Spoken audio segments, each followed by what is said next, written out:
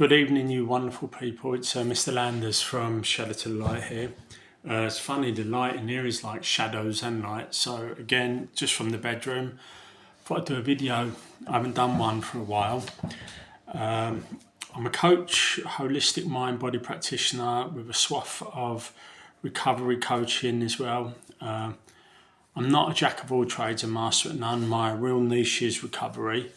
It's a lived experience. It's also just passing down of knowledge that hopefully people who have been on that journey through addictions and through then their choices to get quote unquote clean and continue down that journey of sobriety, salute you. And this video is just a thought-provoking video. Hopefully it won't be too technical and I'll make it hopefully try and get it as interesting as possible. So it's now becoming wider known, but the more I read into what addiction is and why people find their challenges within their choice of substance that creates the addiction, it's this intelligence, unique intelligence that for me is bridging the past to the present and making it palatable, meaning it creates this non-authentic emotional regulation, this stability that's otherwise destabilized when someone doesn't have their soothing blanket. Now, the reason I go down the survival mechanism perspective is because today I want to read a little bit off of a sheet and some information that I've been piecing together, that if you think of the chemicals in our brain, they are literally like a perfect orchestra. They're meant to all work in harmony. They then secrete the body that creates like the mind-body loop, the thoughts, the feelings, the emotions, etc., etc. And people would be wondering, why does someone have a proclivity for alcohol but not marijuana? And why does someone choose cocaine and not speed? And so on and so forth. But I'm aiming today with a video that hopefully explains it well, is to give you the 5 main chemicals that drive us. And then when the needs are not met, are unmet needs, shall we say, what happens to the regulation of them chemicals. And it could be a spike or it could be a suppression of them, thus creating a choice, our choice of addiction, our choice of substance. And what we're starting to find out, the choices of our addictions are mainly trying to subsidize, substitute, regulate, or try and create the chemicals that are all over the place. So I'm going to turn the page here. I'd like to say each substance use is a sophisticated attempt to restore a neurochemical balance, provide temporary emotional relief, and create a sense of safety and control.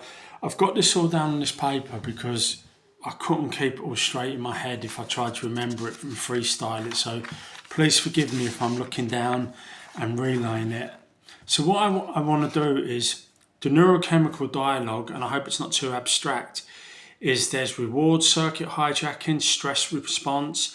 There's then the deeper survival mechanisms within the addiction would be protective, would be attachment, and then it would be the evolutionary perspective, healing, and then the metaphorical understanding. But all of that's for another time. I'll do separate videos for those who are interested in this survival mechanism theory, which, if we think about it, I don't know if any of you guys who are listening used to have one of them old hi-fis. You'd go to your friend's house and there would be the graphic equalizer that would be -10 to 0, then +10, bass, treble, da-da-da, da-da-da. And the perfect harmony of the sound would be, one would be -1, +1, right across the spectrum, which would enhance the sound quality. Now, if we think of the chemicals in our brain, in our body, that's what we're looking for, the homeostasis feeling.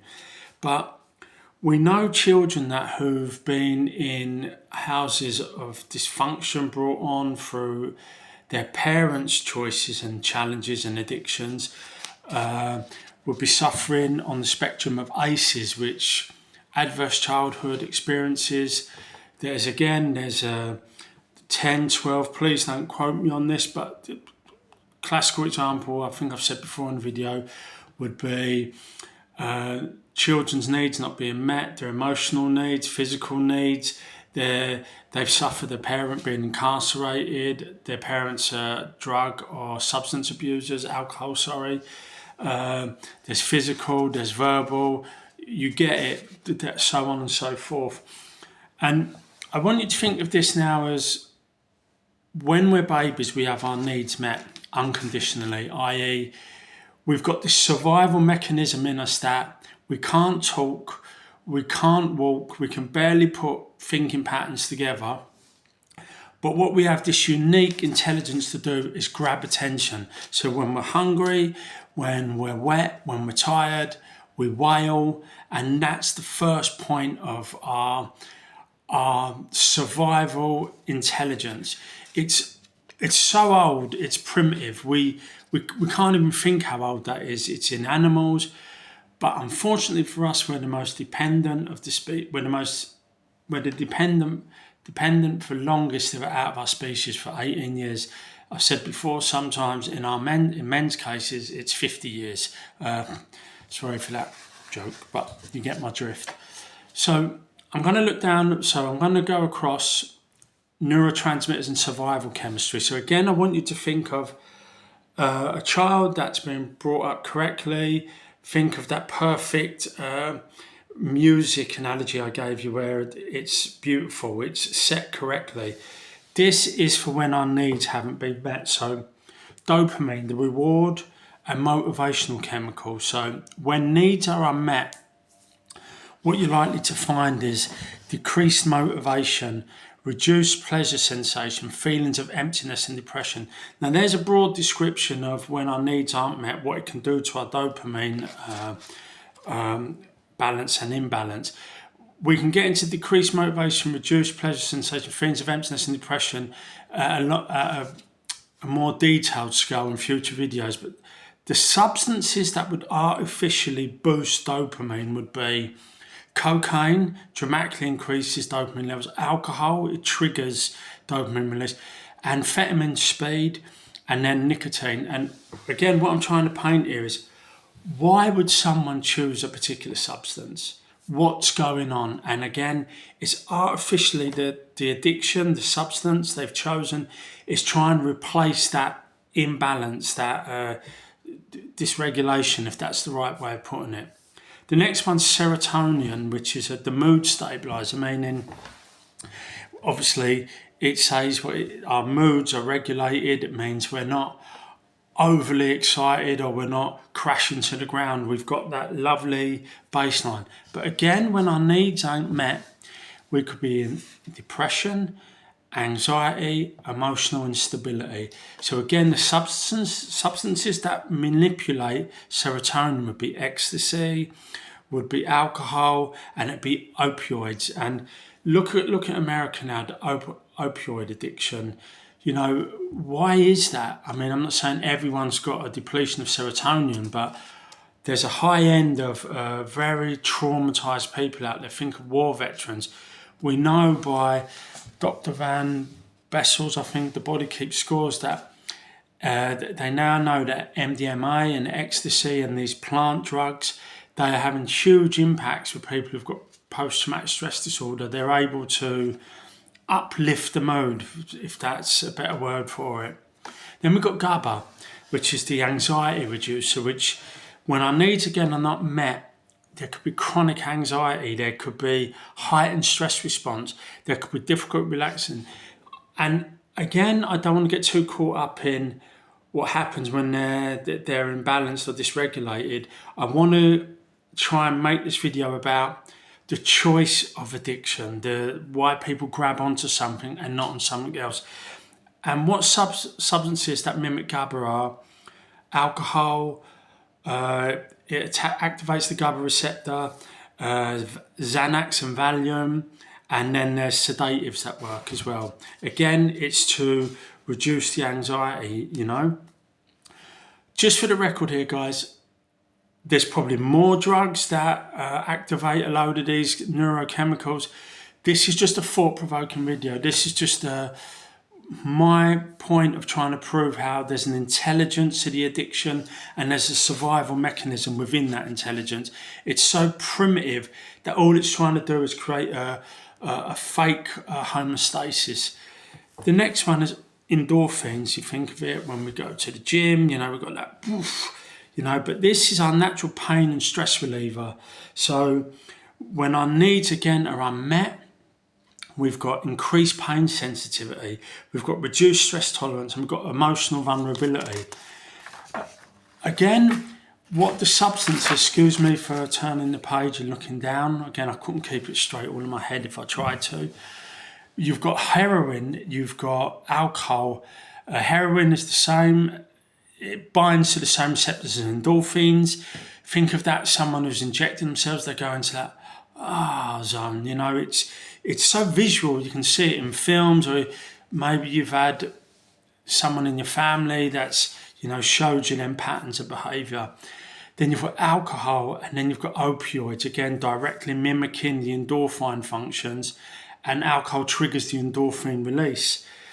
Last one is the cortisol, the stress hormone, which when needs are unmet, it's the same. Chronic stress, emotional exhaustion, disrupted stress response. And the substances that impact cortisol are cocaine, alcohol. Chronic substance use disrupts cortisol regulation as well. So there's a kind of a yin and yang effect there. But cocaine increases cortisol, and then you've got alcohol, which initially reduces cortisol and then increases it.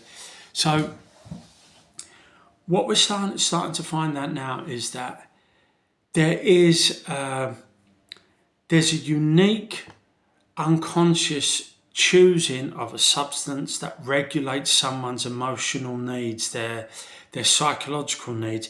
It's not just always about someone's gone out, they've liked the taste of cocaine, or they like this. It's done something to them. It's provided them with their first cuddle, their first warm blanket. And what we have to do as practitioners, as coaches, as therapists, as mental health workers, is not always to try and go in there, and pull everything away of what this beautiful, and I hope I don't get in trouble for that, but this beautiful intelligence that trauma, past, palatable, present, has formed in this addiction. It's made someone's life bearable. It's made someone's life manageable.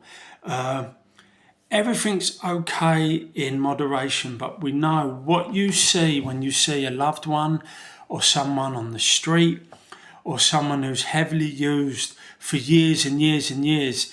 This annoying behaviour, and I say that with empathy and compassion, is just an adaptation of the behaviour of the choice itself. It's still trying to help the person survive, but unfortunately now it's started to take a hold physically, it's started to grab a hold mentally. So the tolerance level now that's being raised and raised and raised is now starting to project itself out in ways that people have lost their physical abilities, their mental abilities. And when someone gets clean, when you give someone the knowledge that you was just dancing the perfect dance in your ballroom of trauma, then that for me is almost like an enlightening moment. And at our Centre Shadow to the Light, that is not a dry and out clinic. It's taken someone who's decided that they're clean now, but they want to understand the passages of time of when their parts. Check out my modality, the operating system, where I talk about stable and unstable parts. We try and go and facilitate with due care a deep dive and give them knowledge into you was your own survival warrior, you was your own survival musician, you was just making them passages of your life bearable. And that's where I think the compassion and the empathy needs to be displayed. I hope this video makes sense. I hope it's not open to debate whether I'm trying to what's the word I'm looking for? I'm not trying to diagnose. I'm just trying to say there is a broader spectrum of addiction out there, and one of them, and one of the most powerful, is this unique survival intelligence that has to be paid respect. And the person who's recovering from it is allowed to look at that moment and go, I was just going through a stage of trying to preserve source self. That does not excuse if the person has done something, drink driving, or has smashed up a wedding. That is adaptations of the mechanism, the survival mechanism, and that has to be addressed differently. But the initial going into this heavy addiction, there was a survival need in it. Okay, guys, I think that's enough. That's about 16 minutes. Hope you find this video interesting. Please check out our website, www.shadowtolightexperience.com, where we've got an amazing program at a centre that's opening in June. And I do one-to-one coaching and group workshops. Thank you very much for listening, guys. Take care now. Bye.